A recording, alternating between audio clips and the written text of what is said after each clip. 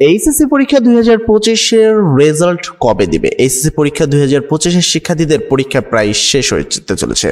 ইতিমধ্যে এইচএসসি পরীক্ষা 2025-এর রেজাল্ট সম্পর্কিত বিশাল বড় আপডেট প্রকাশ করেছে, যে আপডেটে বলা হয়েছে যে এইচএসসি পরীক্ষা 2025-এর রেজাল্ট আসলে কোন তারিখে কতবারে তারা হাতে পেতে চলেছে। তোমরা যদি আমি দেখো মাধ্যমিক এবং উচ্চ মাধ্যমিক শিক্ষা বোর্ডের মেন ওয়েবসাইটে আমাকে দেখছো, যেখানে নোটিশটা আসলে লোডিং নিচ্ছে। এতক্ষণ পর্যন্ত আমি তোমাদের সাথে আরেকটা বিষয় শেয়ার করতে চাই, যেটা হলো তোমাদের পরীক্ষা সংক্রান্ত। তোমাদের পরীক্ষার যে খাতা আছে, সেই পরীক্ষার খাতা কিন্তু বর্তমান দেখায় প্রচুর পরিমাণে অবহেলা করা হয়েছে। এটা কিন্তু তোমরা ইতিমধ্যেই জানতে পেরেছো। টিকটকাররা খাতা দেখছে, শিক্ষার্থীরা খাতা দেখছে, তোমাদের যে পরীক্ষার খাতা তার উপরে কিন্তু সিঙ্গারা বা নাস্তা করা হচ্ছে। এর মাধ্যমে তোমাদের রেজাল্ট খারাপ হওয়ার একটা চান্স রয়েছে। এখন এই বিষয়টা শিক্ষা বোর্ডের অবশ্যই সতর্ক থাকা উচিত। আমি তোমাদের এখানে মেনলি যে কারণে নিয়ে আসছি সেটা হলো মাধ্যমিক এবং উচ্চ মাধ্যমিক শিক্ষা বোর্ডের যে মেন রুটিনটা আছে তোমাদের এইচএসসি পরীক্ষা 2025-এর, সেই অনুসারে তোমাদের যে পরীক্ষাটি রয়েছে, কারণ পরীক্ষা যেই তারিখে শেষ হবে, লিখিত পরীক্ষা যেই তারিখে শেষ হবে, সেখান থেকে শুরু করে 60 দিন পরে তোমাদের রেজাল্ট পাবলিশ হবে। এটা শিক্ষা বোর্ডের একটি গুরুত্বপূর্ণ টপিক এবং সেই বিষয়ে তারা ক্লিয়ারলি বলে দিয়েছে। বিগত সালগুলোতেও এই কাজটাই হয়েছে। তো আমি যদি এখানে দেখি তোমাদের যে পরীক্ষার রুটিন রয়েছে, সেই অনুসারে 10 তারিখে পরীক্ষাটি তোমাদের শেষ হওয়ার কথা ছিল, বাট কিছু পরীক্ষা স্থগিত হওয়ার কারণে আবারও পরিবর্তিত আরেকটা রুটিন দেওয়া হয়েছে। যে পরীক্ষাগুলো স্থগিত হয়েছে, সেই স্থগিত পরীক্ষাগুলোর নতুন কর্মসূচি। তো যদি সেই আলোকে আমরা যদি দেখি, তাহলে তোমাদের পরীক্ষা শেষ হচ্ছে হলো 19 তারিখ 8 মাস 2025 সালে তোমাদের পরীক্ষা শেষ হচ্ছে। এটার সাথে কোনো আসা যায় না বা এটা কোনো রিলেটেড না। ব্যবহারিক পরীক্ষা টোটালি আলাদা একটা টপিক, লিখিত পরীক্ষা। তাহলে পরীক্ষার রুটিন অনুসারে আমরা বুঝতে পারলাম যে 19 তারিখ 8 মাস 2025 সালে তোমাদের পরীক্ষা শেষ হচ্ছে। এবার এই 19কে আমি ধরলাম 20 তারিখ ধরে আমরা ছোট্ট একটা ক্যালকুলেশন করলে অটোমেটিকলি পেয়ে যাবো যে আসলে কত তারিখে তোমাদের রেজাল্ট দেবে। তাহলে 20 তারিখ 8 মাসে তোমাদের রেজাল্ট কি পরীক্ষা শেষ হয়ে যাচ্ছে। এর সাথে আমি 60 দিন যোগ করব। কতদিন? 60 দিন যোগ করলে কত হবে? তো 8-এর সাথে 60 দিন যোগ করলে এখানে 10 মাস হবে। তার মানে 20 তারিখ 10 মাস। 10 মাস মানে কি মাস? 10 মাস মানে হলো তোমার অক্টোবর মাস। অক্টোবর, নভেম্বর, ডিসেম্বর, তাহলে কি মাস? অক্টোবর মাস।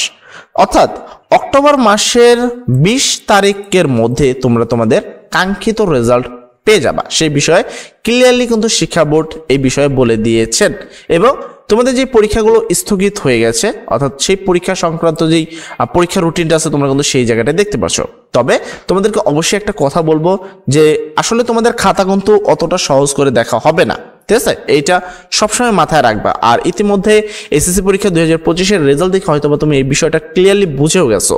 হয়তোবা শিক্ষকরা তোমাদের লিখিততে মার্ক দিবে, তবে কিছু প্রশ্ন, কিছু ছাত্রছাত্রীরা আমাদের প্রশ্ন করে যে এমসিকিউতে আমার 2টা পয়েন্ট মিলে 15টা বা 14টা এমসিকিউ হয়েছে, এখন আমি কি পাস করব?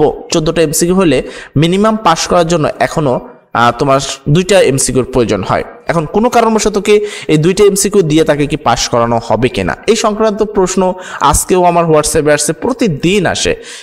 হোয়াটসঅ্যাপে যদি না দিই, ইমোতে বলে, তা প্রত্যেক দিনই দেখা যায় ছাত্ররা এই বিষয়টা নিয়ে অতিরিক্ত সবসময় এটা নিয়ে মন্তব্য করতেই থাকে। তো আমি এটা নিয়ে একটু তোমাদেরকে ক্লিয়ার কাট কথা বলে দিই যে এমসিকিউ আসলে কারো হাতে নাই। এমসিকিউ যে পরীক্ষাটা রয়েছে, এমসিকিউ আসলে কোনো শিক্ষকের হাতে নাই।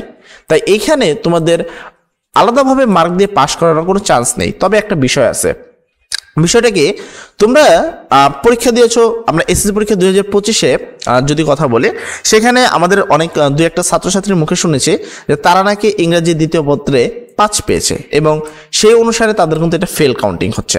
এখন সেই শিক্ষার্থীরা বলছে যে ভাই আমরা পাস করবো কিনা। আমরা তাদেরকে বলেছিলাম যে এইভাবে তো আসলে বলা যায় না আসলে পাস করবা কিনা, এটা বলার চান্স বা আমাদের কাছে এই অ্যাবিলিটিটা নাই, কারণ খাতাটা আসলে কি দেখছে, মেশিন দ্বারা দেখছে। এখন যখন শিক্ষার্থীরা রেজাল্ট আসলো, আমি দেখলাম যে এই শিক্ষার্থীগুলো পাস হয়ে গেছে, এই শিক্ষার্থীটা পাস হয়ে গেছে। তার মানে কিভাবে পাস হয়েছে? তো এটা মনে রাখবা যে তোমরা যে অ্যান্সার শিটটার সাথে 5টা মিলাচ্ছ, সেই অ্যান্সার শিটটা বোর্ডের সাথে হুবহু মিল থাকে না, অনেকগুলোই এদিক ওদিক হয়ে থাকে, তাই সেখানে কিছু মার্ক পায়। আবার বোর্ডের অনেক প্রশ্নে ভুল থাকে, সেই প্রশ্নগুলো অটোমেটিকলি কিছু মার্ক আসে। তাই এই 2 মার্ক 1 মার্কের জন্য তোমার যদি ফেল আসে বা এই ধরনের কোনো চিন্তা ভাবনা তোমার মনে আসে, তোমাকে আমি এতটুকু গ্যারান্টি দিব যে এই 2-1 মার্কের জন্য তুমি ফেল করবে না, ওই সাবজেক্টে তুমি পাস হয়ে যাবা। তাই এই বিষয়টা নিয়ে কোনো দুশ্চিন্তা না করে তোমাদেরকে সবাইকে বলবো পড়াশোনায় মনোযোগ দাও এবং পরীক্ষা ভালোভাবে দাও। তোমরা রেজাল্ট আর অক্টোবর মাসের 20 তারিখের মধ্যে তোমরা তোমাদের কাঙ্ক্ষিত রেজাল্ট পেয়ে যাবা দুপুর 12টার সময়। ঠিক আছে, সবাই ভালো থাকবা, সবার জন্য দোয়া করি। আসসালামু আলাইকুম।